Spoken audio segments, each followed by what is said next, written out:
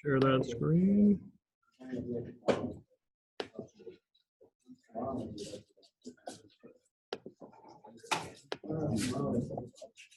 Okay, I got some new handouts. You want to be the volunteer? Thank you. Actually, I think there's more in there. Let's see the bottom of that. Oh, this is the class.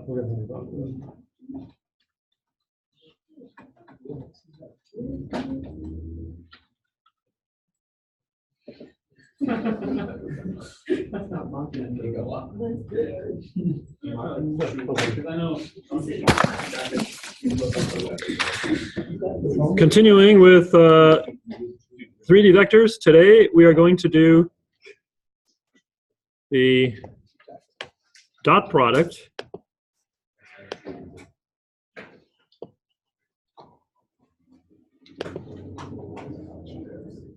there's a quiz. I got to get that set up still. Sorry about that.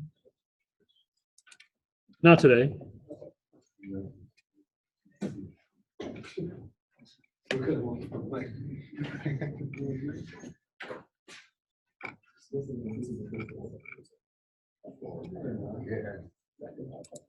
Need one more? Yeah, for myself. Sure. Yeah, thank you.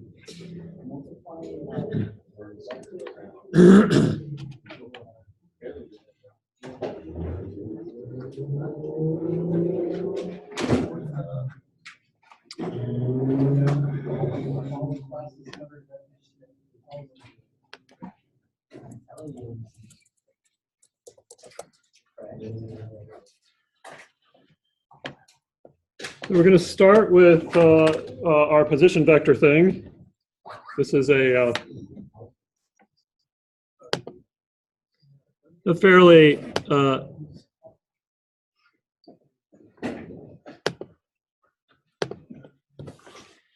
problems are getting a little more involved now, so there'll be a few more things that we do.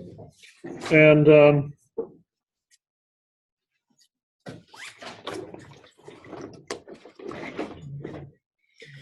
we're gonna show how the dot product can be used to find components of a vector that are aligned with some other vector or orthogonal to it, which is helpful for certain calculations we're going to do later. Just helpful for a lot of things. And we'll be using the dot product to do this. The basic idea, though, is we're going to start with a vector. And so the idea is actually, we might want to know, for instance, if you've got a force tugging on this pipe, the main goal is to figure out, well, you know, maybe you want to know like how much of this force F is actually directed along the axis of the pipe, so that it's sort of like pushing the pipe into the ground. That might be an important thing, an important concern on the structure of how that's affecting the structure, right? So we have this force vector that's pointing in this direction, but what we really want to know maybe is how much of that force is actually pushing it in. And that's what the dot product is going to help us find. So to actually find that answer, though, we're going to have to do a few steps to make all that sort of stuff work. So we're going to start right in with taking the position vector and converting that into a Cartesian force. We're told the force is 400 newtons. So what we're going to have to do is take the position information, turn that into a position vector, and then use that to derive the Cartesian force vector, right? So we start off and find, the first thing we'll do is going to find RBC, right? And how do we find RBC? What's the, sorry? Final minus initial, so it's point what minus point what? It's C minus B, right? And so that's going to be, and since these points are defined for us, we don't have to do any weird trig or anything to locate those in space. We're just going to take each component in C and subtract the equivalent component in B. So it's going to be 3 minus 5 times I plus 0 minus 6 times J plus 4 minus 1 times K.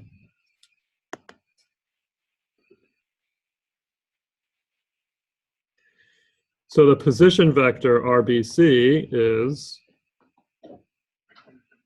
minus 2I minus 6J plus 3k, and it's in units of meters.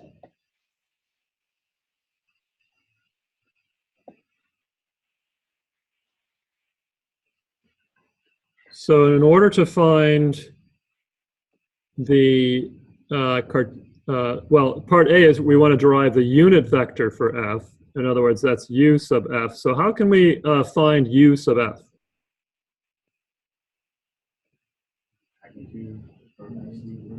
The magnitude of what?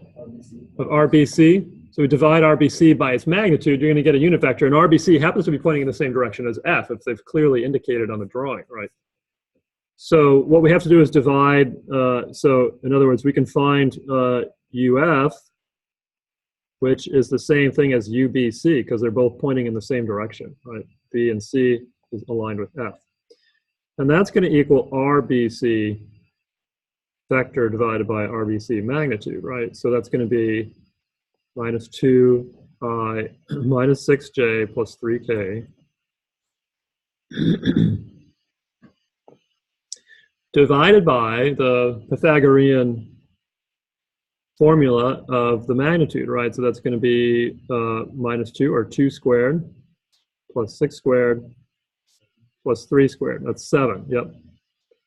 And it's meters on top and meters on bottom, so they cancel out. This is a unitless, dimensionless vector. So UF is going to equal minus 2/7 I minus 6/7 J plus 3/7 K.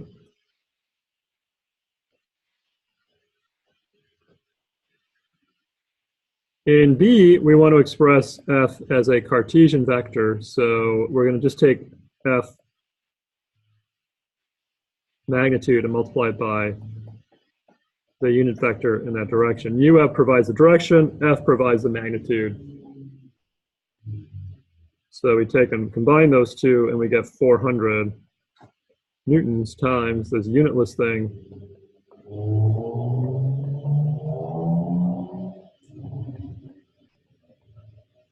Which is going to equal minus 114 I minus 343 J plus 171 K.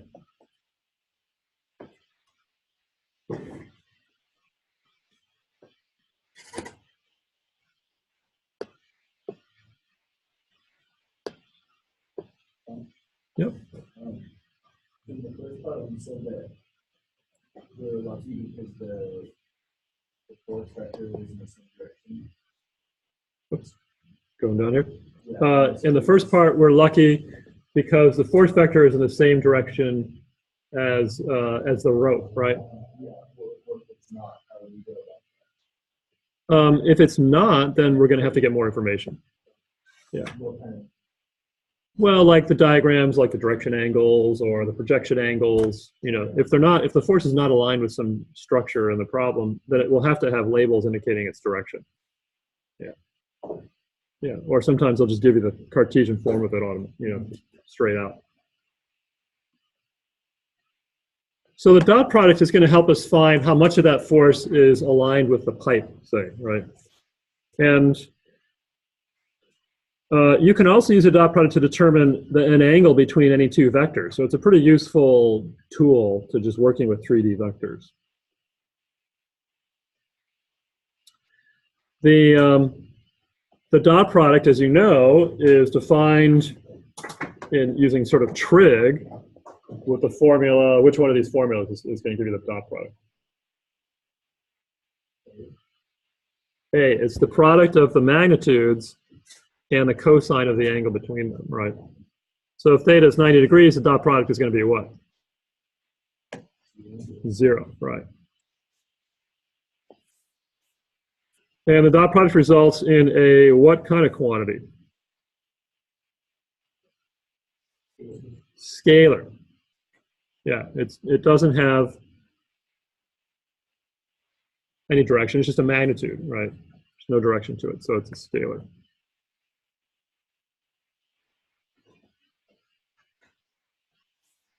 And again, here are some applications, finding the angles between maybe the pole and the cables.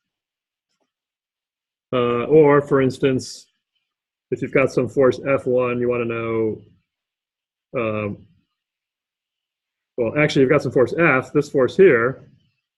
You want to know how much of it is acting along the pipe or maybe perpendicular to the pipe. This can actually help you calculate moments, for instance. We're going to do that later on.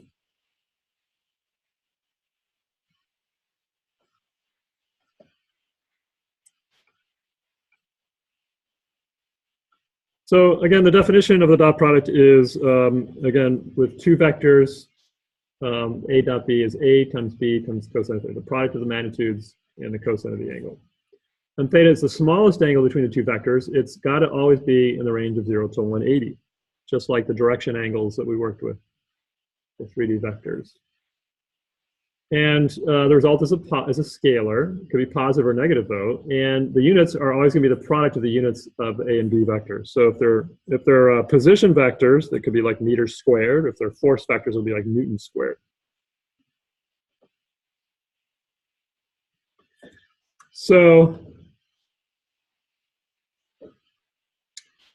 the dot products of I dot j and well, when two vectors are orthogonal, right, the dot product is 0 because the cosine of 90 is 0, and if the dot product with itself is 1, of unit vector with itself is going to be 1. So with that in mind, you can actually compute what the dot product is in Cartesian. If you're taking two vectors in Cartesian form, you want to figure out what the dot product is of those. You can process the components of each vector using that operator and these rules, and find that all the cross products like ax, by, ij, I dot j go to 0, and so all we're doing is basically we're picking up the terms that are oriented in the same vector, so like same direction. So ax and bx, because that's I dot I, that gives us 1. Ay and by, az and bz. We take those three products and add them together, and that is the dot product.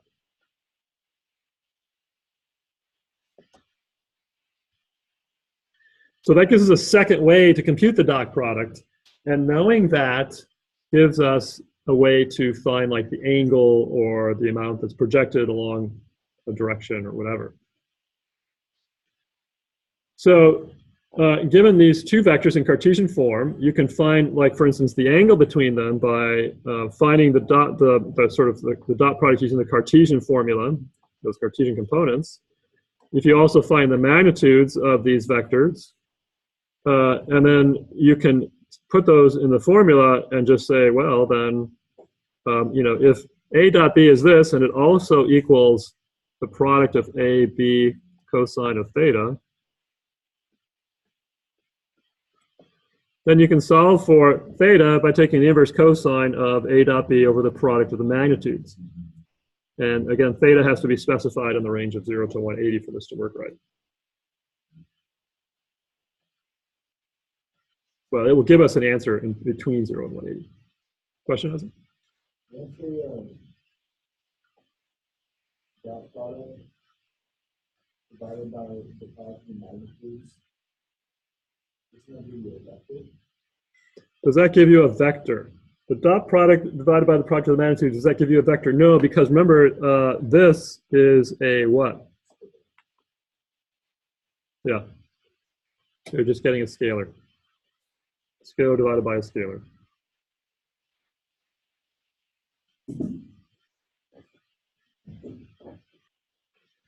So again, here's a particular thing. Suppose you've got a force vector and you've got a line AB.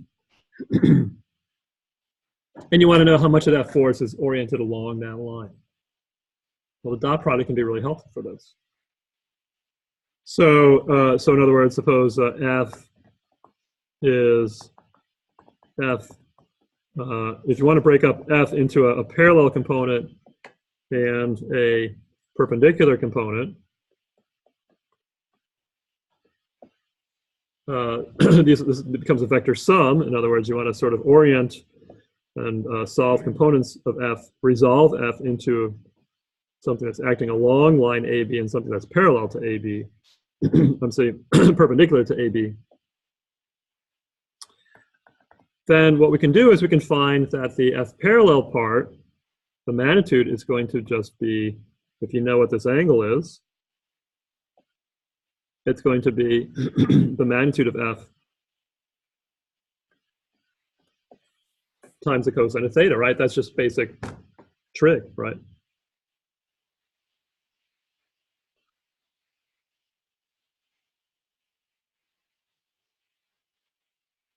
Yeah, question? So are you using the subscript that represents like or diagonal? How are you using that? Are you using that to represent the dot product or? No, what we're saying is, suppose you had a force vector and you had a line AB, and you just want to know how much of that force was oriented along the line AB. And so, you know, maybe this is like 8 newtons, and maybe this is like 6, you know, if you've got an 8 Newton force pointing in this direction, well, maybe 6 newtons of that is sort of going along AB. And if you're trying to tug something, you know, for instance, you could imagine all kinds of scenarios, but this might be a cable, and maybe you've got a mass hanging from here, and you're pulling on this bracket to try to lift it up from A to B, and but your force is in that angle. Well, how much of that force is going to actually sort of propel you along that cable? That's going to be 6 newtons, right? So you have the force and the parallel force. Blue force is the Yeah, the blue force is your force, and you're trying to decompose the force into a component that's parallel and a component that's perpendicular, such that if you add those together, they're going to end up equaling the original force. So it's a way of decomposing a force into subcomponents, parallel and perpendicular components. And so as soon as you find a parallel component that gives you, and that gives you the Yeah. Mm-hmm. And we know that, what do we know? That, well, we know that the, that the cosine of theta, let's go back here. Cosine of theta is A dot B over A B product, right? So that's going to equal F times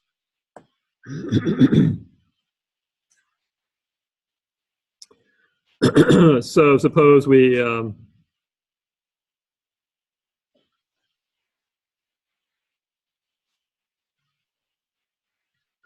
excuse me.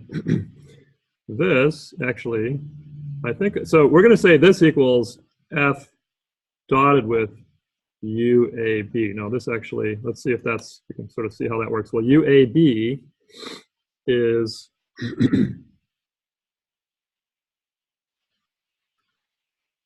be like the unit vector going in the AB direction, right? So actually, you know, think about this. So if we have a UAB here, right, and the dot product is F dot UAB, right, is going to be the product of F, the magnitude of F, right, and the magnitude, what's the magnitude of UAB? The magnitude of UAB.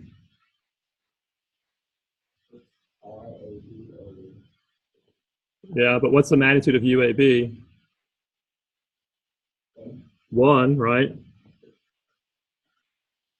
Right? Isn't that the definition of the dot product, right? Can you say that? Everybody comfortable with that? It's the product of this vector magnitude times the product of this vector magnitude times the cosine of theta, right? So we can write that as the dot product of F dot UAB, right? I didn't do anything tricky there, right? I'm just applying the formula for the dot product, right?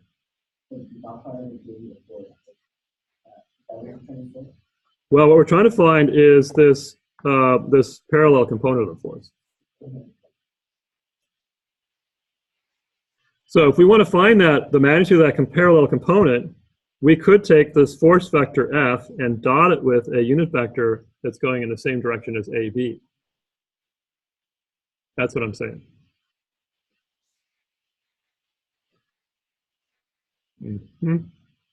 Got that?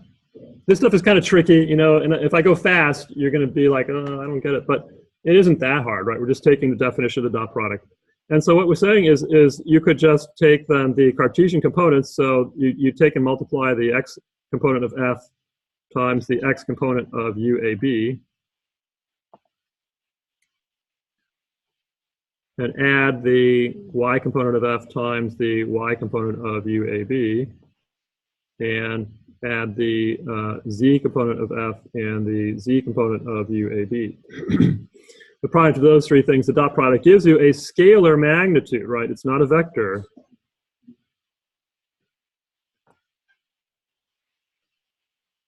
A scalar magnitude. Now, suppose you wanted f parallel as a vector. We've got all the parts here. How can we put this together to actually get f parallel in vector form? What else do we need to do? If we find the magnitude, right? This is a scalar magnitude.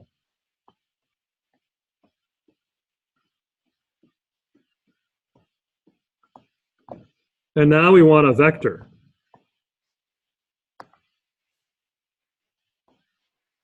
What do we got to do to get a vector form of f parallel?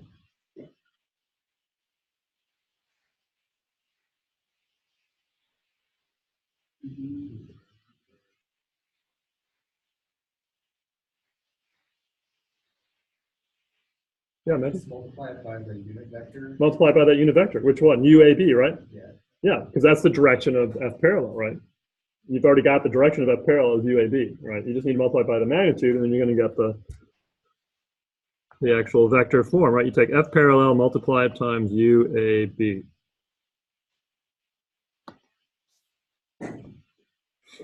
Right? Okay, well, what if you wanted f perpendicular in vector form? What would you do?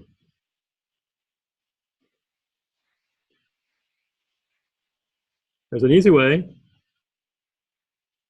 using vector operations. Using vector addition, can you see it? Or vector subtraction?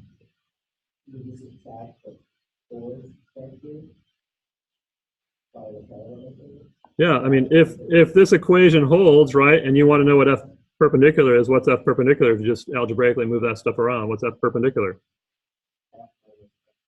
Yeah, it's f minus f parallel vector form, right? You can do that just in the components, and you'll get f perpendicular.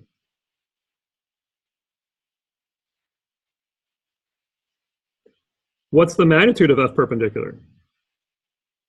What if you just needed the magnitude of f perpendicular? Well, if you know what theta is, it's going to be the sine of that, right? It's going to be the magnitude of f times the sine of theta. Right, just trick. And what if you want that angle theta? What are you going to do? Well, you can take the inverse cosine of, and again, you would have to have this UAB vector defined, but it's just f dot UAB over f times 1, right? So that's the inverse cosine of, well, what is f vector over f magnitude? What is that? We could call that u sub f, right? So we could take the inverse cosine of u sub f dotted with UAB. You get a formula sheet on test 1, and this is one of those things that's kind of confusing enough. You should put all these different formulas on there. It's not the thing you're going to necessarily intuit on the fly during a test. So you want to make sure you got this at your fingertips. The other stuff, yeah, test 1. The other stuff is fairly, you know, position vectors, you know, all that stuff kind of makes a lot of sense. Dot product's it's a little confusing. So we're going to continue with our example.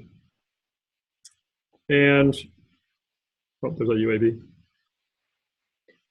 And now we're going to find the component of f that's parallel to AB and perpendicular to AB, and the angle between AB and f.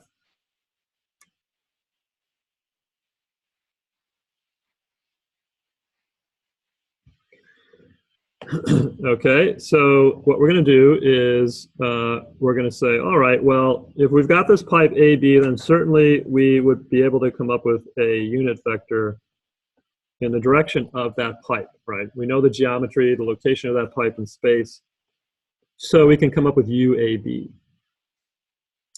And we know that the A is located at the origin, and B is located at 5, 6, 1.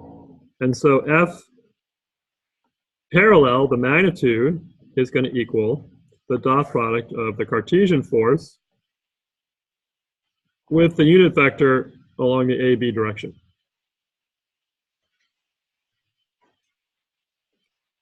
And we already found out that F vector equals 400 times minus 2/7 I minus 6/7 J plus 3/7 K.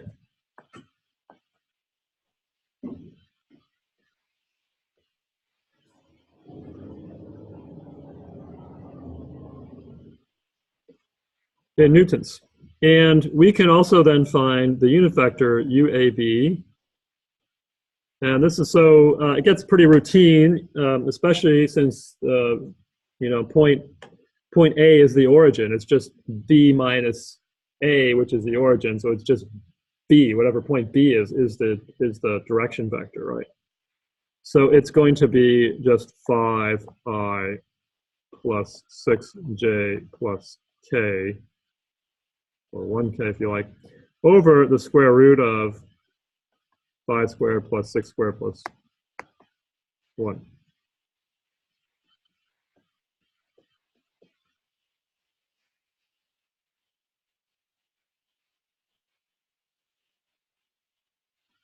Yep.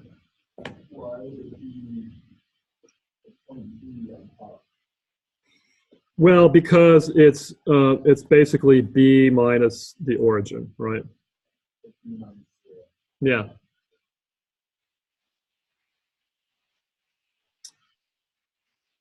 And that's going to give us 0.635I plus 0.762J plus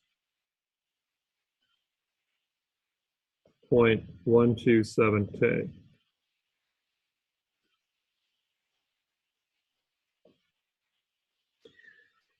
So we now got UAB, we got F, and so F, we can now find F parallel as being the dot product of F with UAB.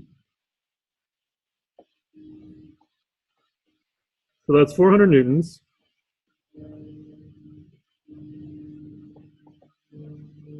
And we're going to just multiply those different terms. We're going to just pop out that 400, right? So that 400 comes out.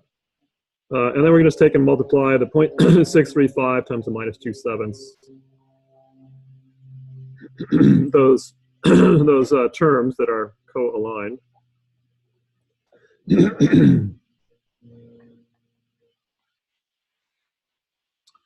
Minus 6/7 times 0.762 plus 3/7 times 0.127.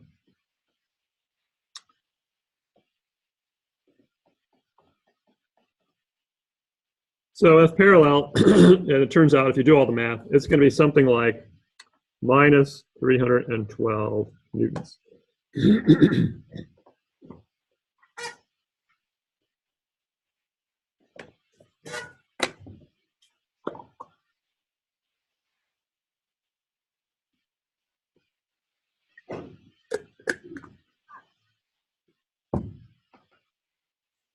Okay, what does it mean that it's negative?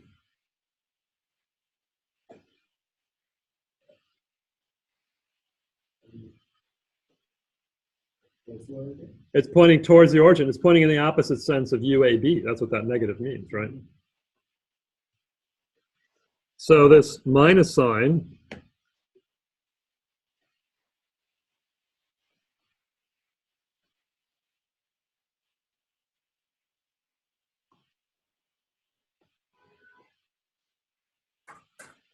pointing in the opposite direction of UAB.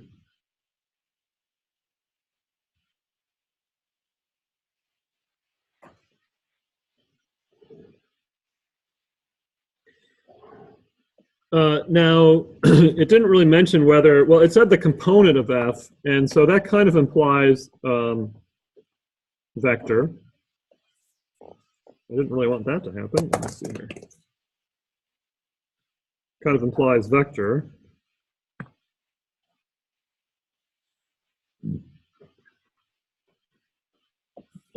Guess I'm not going to be able to write there.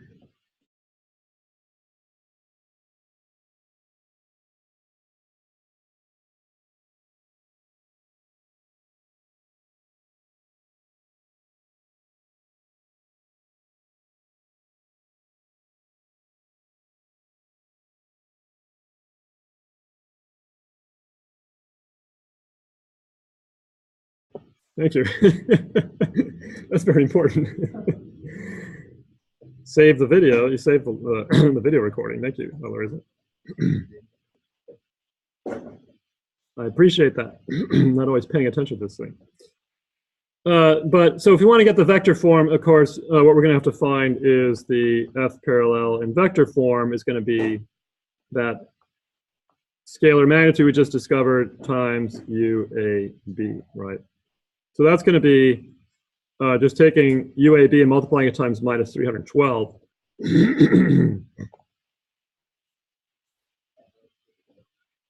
Right, and so that's going to give us minus 198 pi minus 238j minus 40k.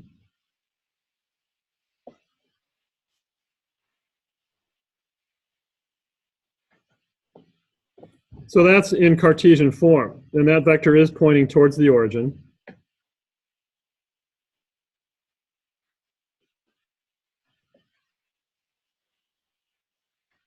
And those are the three components. If you want to find f perpendicular, you can take and do that subtraction.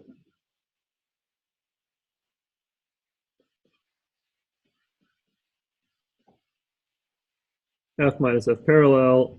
So that's going to be kind of taking all these things. So f is a minus 114i minus 343j plus 171k minus this thing we just determined.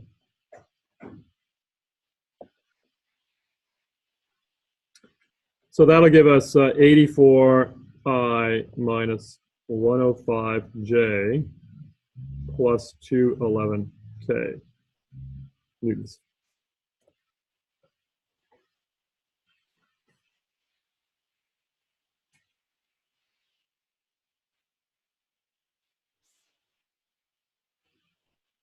So that's f perpendicular. So that would be the equivalent of, so this is f parallel, and f perpendicular would be sort of going something like that.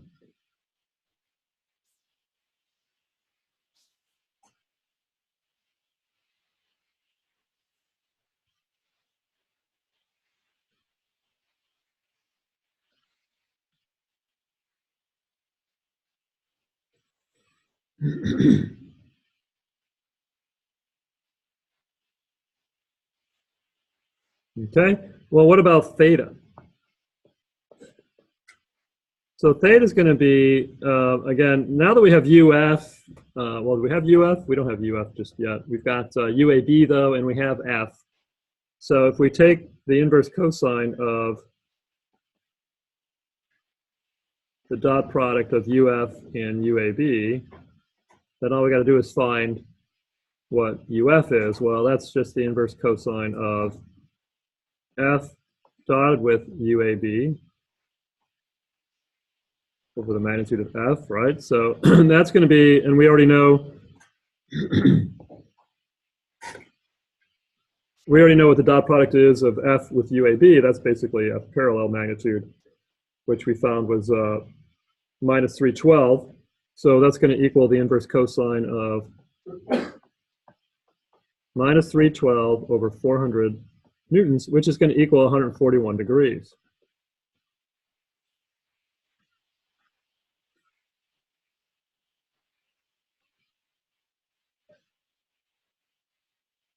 Again, that's 141 degrees relative to what?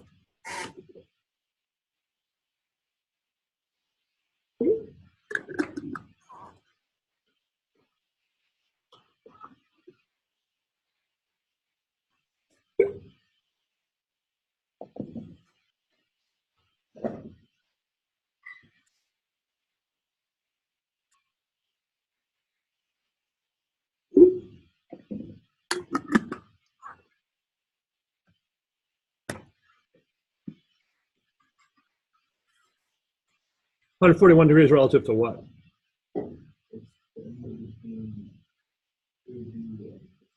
Yeah, it's the angle between AB and the force, right? And it's basically the angle between UAB and the force vector, right? So it's this angle right there. So what's this angle here, more acutely going between force and the pipe? If you just want to find that angle, what's that angle right here? 180 minus that, 39 degrees, right?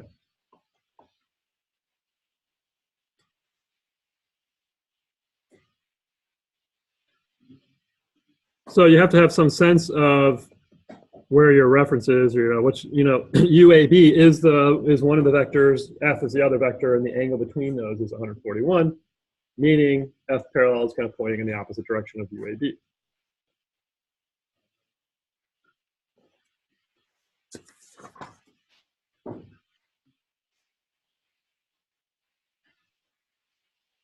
Okay.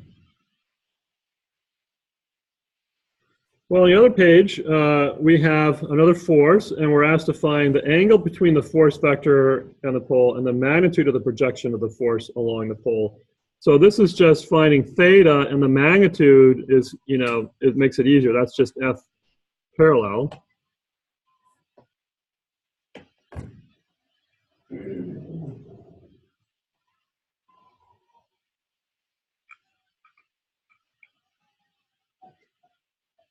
So in order to do this, we're going to have to find, let's see, the angle between the force vector and the pole. If we want to, we could find ROA here.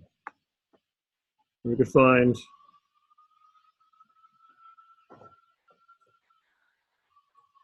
that vector right there. So the plan would be sort of something like we're going to find ROA.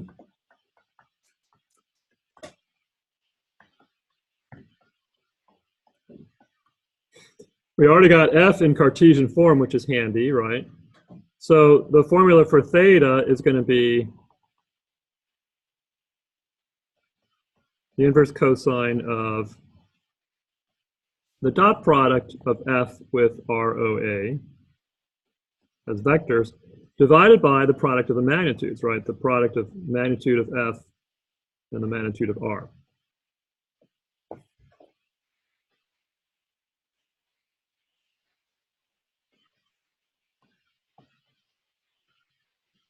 And then once we know theta, then we could say, well, the magnitude of FOA is just the dot product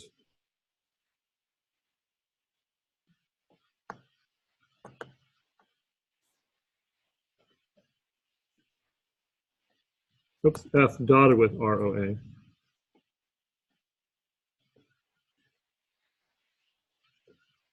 Or the magnitude of F times the cosine of theta.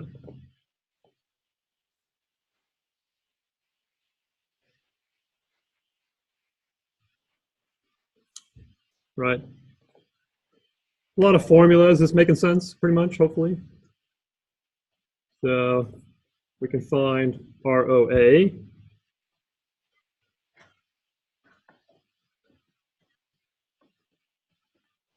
That is going to be, again, starting at O and going to A. what's ROA going to be? Give you the point A, good, because O is at the origin. And what's the point A at? 2, 2, minus 1. Oops.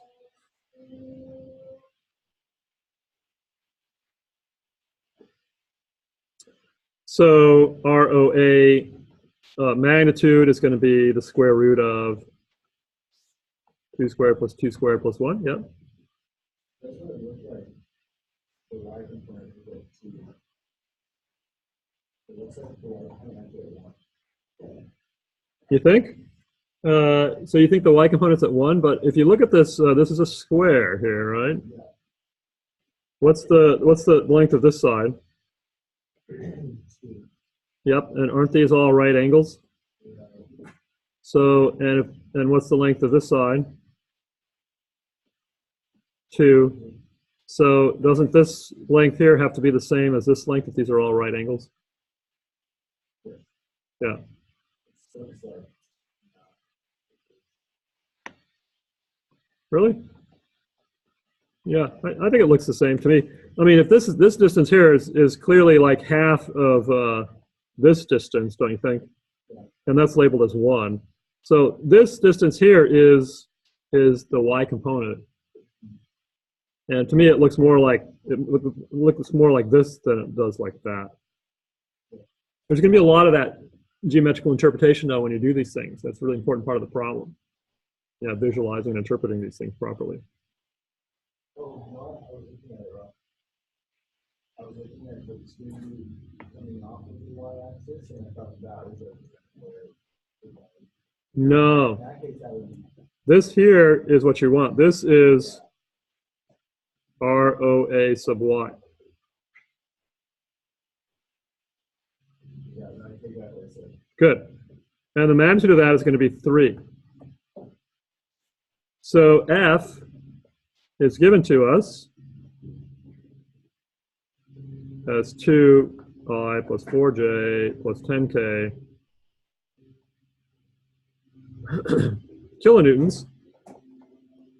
And the magnitude of F is square root of 2 squared plus 4 squared plus 10 squared, which is 10.95.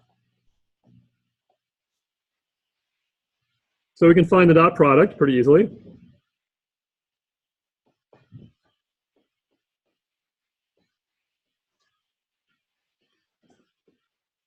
And we're going to multiply those terms together. So the like terms together, so it's going to be 2 times 2 plus 4 times 2 plus 10 times minus 1, which is going to be a net result of 2, and it's 2 kilonewton meters.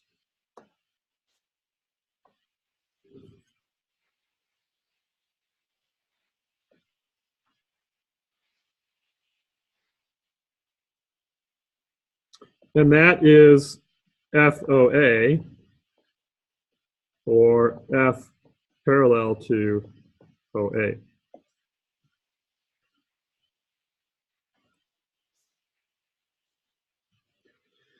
And theta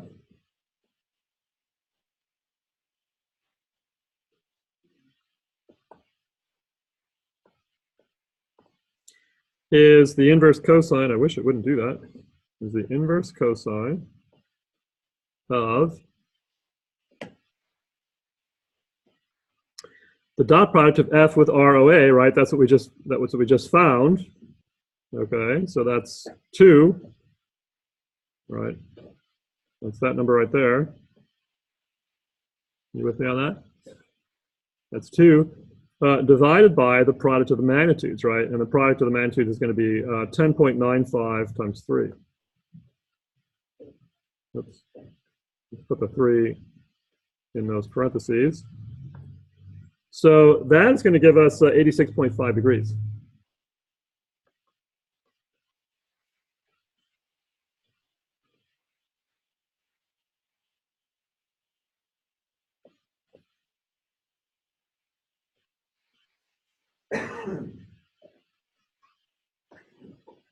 Yeah, times 2. Oh, times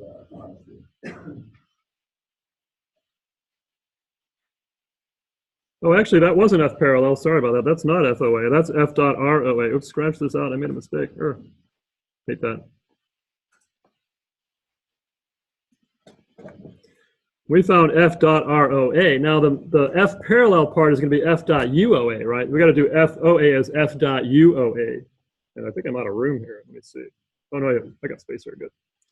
So FOA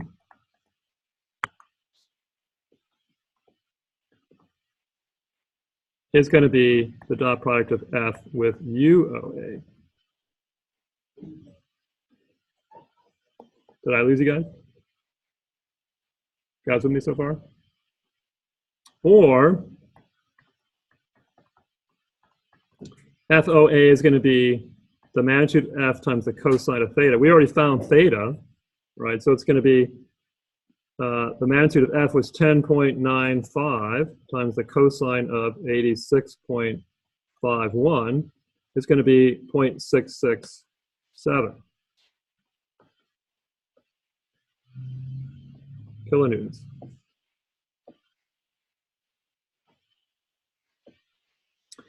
Now, if you want to find UOA, you got to do this, and this other way. You're going to get the same answer. UOA is going to be ROA vector over magnitude of ROA. So that's going to be, the magnitude of ROA is 3, so you got to take all those terms and divide them by 3. So it's going to be 2/3 I plus 2/3 J minus 1/3 K.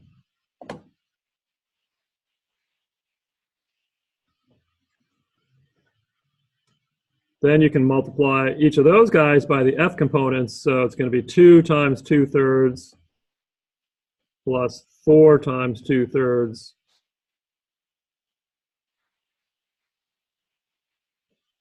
plus 10 times minus 1/3. And you know what? You're going to get the same answer. Sorry, my writing's not terribly clear. 10 times minus 1/3. And you're going to get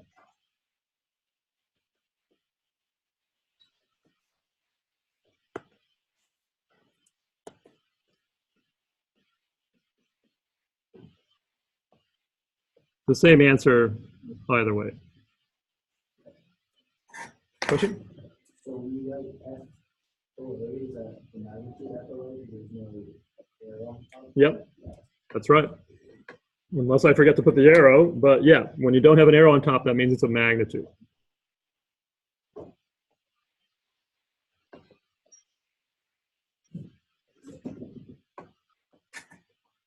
Okay.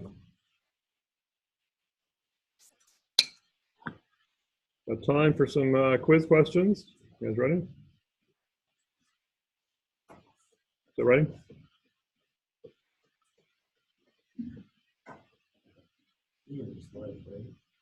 Pardon me? It is on the PDF, and it's a lot neater on the PDF.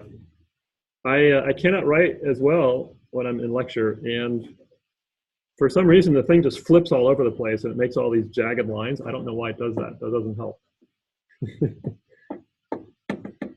I might have to switch to another computer. I have another computer that can do this kind of thing. I might have to switch to that because this is getting really irritating.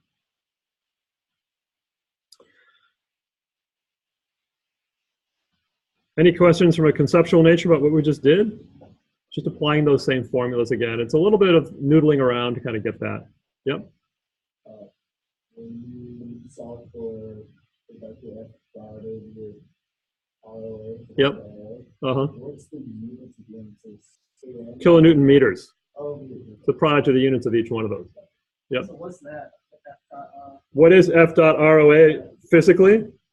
It's the dot product of F and ROA. It's it's the magnitude of F times the magnitude of ROA times the cosine of theta, right? That's what that means, right? So it's the same as F times ROA times the cosine of theta, right?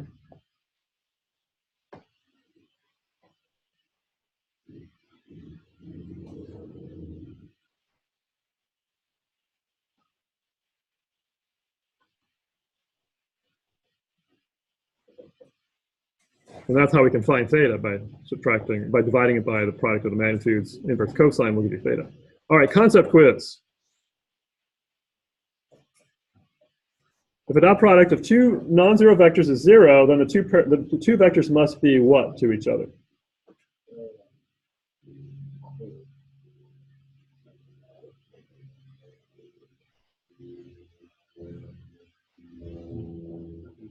Perpendicular. Yep.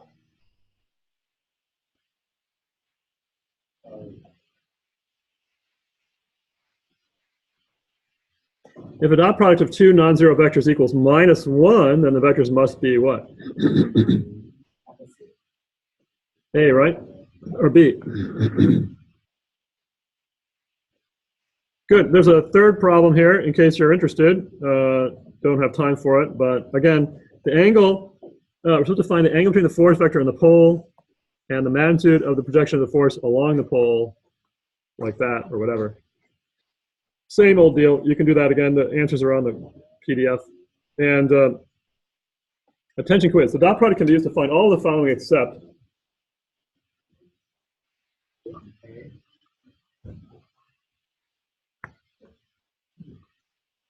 Yes. And two, the dot product of the two vectors P and Q is what?